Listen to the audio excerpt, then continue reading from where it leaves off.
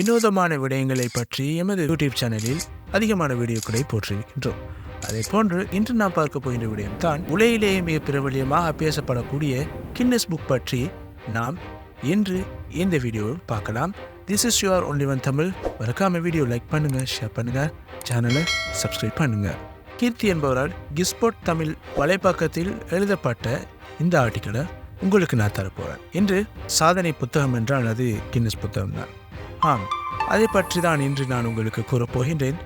1951 ஆண்டு ஒரு நாள் மாலை பொழுதில் அயர்லாந்து நாட்டைச் சேர்ந்த கின்னஸ் வாட்ஸ் சாலை என்ற அமைப்பிற்கு நிர்வாக இயக்குநராக இருந்தவர் சக்யூ பீவர். இவர் வேட்டையாடுவதற்காக ஒரு நதிக்கரையோரம் சென்று கொண்டிருந்தார். அப்போது ஆகாயத்தில் ஒரு நீண்ட கோடு போல ஏராளமான பறவைகள் பறந்து கொண்டிருக்கின்றன. அவர் உடனே அவற்றை சுட எண்ணி தனது பாக்கெட்டில் இருந்த துப்பாக்கியை எடுத்து நிமிர்ந்தவர் அந்த பறவை கூட்டம் கண்ணுக்கே தெரியாத தொலைவுக்கு சென்றுவிட்டது. இதனை அறிந்தவர் வியப்பில் ஆழ்ந்து உறைந்தார். இன்னொரு வேகம் கோல்டன் ஃப்ளவர் என்ற பறவை இனம் தான் அவை என்று அவர் பிற்பாடு அறிந்து கொள்கிறார். அப்போதுதான் அவருக்கு ஒரு சிந்தனை தோன்றுகிறது. ஒருவேளை உலகிலேயே மிகவும் வேகமாக பறக்கும் பறவையினம் இவையாகத்தான் இருக்குமோ என்று அவர் எண்ணிக்கொள்கிறார். பலரிடம் பல புத்தகங்களிலும் விடை தேடினார். இது குறித்து நாமே ஒரு புத்தகம் வெளியிட்டால் என்ன என்று யோசிக்கிறார். அவர் உடனே லண்டன் செல்கிறார். அங்கே அரசாங்கத்திற்காக புள்ளி விவரங்களை சேகரிக்கும் நோரிஸ் மைக் வைக்டர், ரோஸ் மைக் வைக்டர் என்ற இரட்டை சகோதரர்களை சந்திக்கிறார். அவர்களிடம் தனது புதிய புத்தக யோசனையை தெரிவித்துக் கொள்கிறார். அவர்களும் ஒத்துழைப்பு தர முன் வந்தனர். மூவரின் ஒத்துழைப்பில் பிறந்ததுதான் இந்த கின்னஸ் புத்தகம். முதல் கின்னஸ் புத்தகம் 1955 ஆண்டு ஆகஸ்ட் 27 198 பக்கங்களுடன் அவர்களால் வெளியிடப்பட்டது. உலகிலேயே மிகவும் பெரியது, மிகவும் சிறியது, மிகவும் நீளமானது, மிகவும் குட்டையானது என்ற பல விவரங்களை இதில் அவர் அடக்கியிருந்தார்.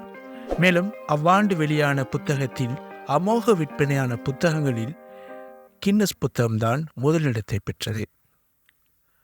அந்த வகையில் அன்று தொடங்கி ஒவ்வொரு ஆண்டும் புத்தம் புது சாதனை புரிந்தவர்களை பற்றிய செய்திகளோடு புத்தகம் வெளிவரத் தொடங்கியது. தொடர்ந்து ஆண்டுதோறும் வெளிவரும் கின்னஸ் புத்தகம் இடையில் 1957 1959 ஆகிய 2 ஆண்டுகளில் மட்டும் வெளிவரவில்லை. இதற்கான காரணம் தெரியவில்லை. தனிப்பட்ட நபரின் எந்த ஒரு புதிய சாதனையையும் இந்த கின்னஸ் புத்தகத்தில் பதிவிட செய்யலாம். சாதனையாளர்களின் சாதனை பற்றிய பத்திரிகை செய்திகள், பார்வையாளர்களாக இருந்த பொறுப்பானவர்களின் கையெழுத்து தொகுப்பு, இவை உண்மைதான் என்று ஒரு பொறுப்பான நிறுவனத்தின் தலைவர் வழங்கும் உறுதிமொழி இவ்வளவும் அனுப்ப வேண்டும்.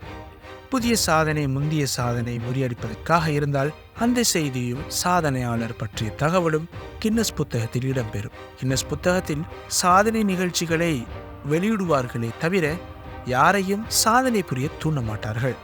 கின்னஸ் புத்தகம் பற்றி கூட கின்னஸ் புத்தகத்தில் 1974 இடம்பெற்றது.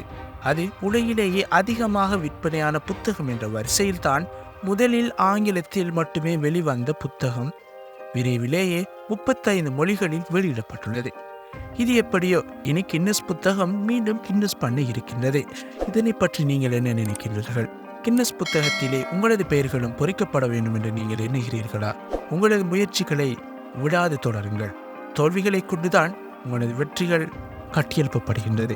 இந்த வீடியோ பிடிச்சிருந்தா மறக்காம லைக் பண்ணுங்க, ஷேர் பண்ணுங்க. அடுத்த வீடியோவில் சந்திக்கும் வரை உங்களுடன் விடைபெறுகிறேன்.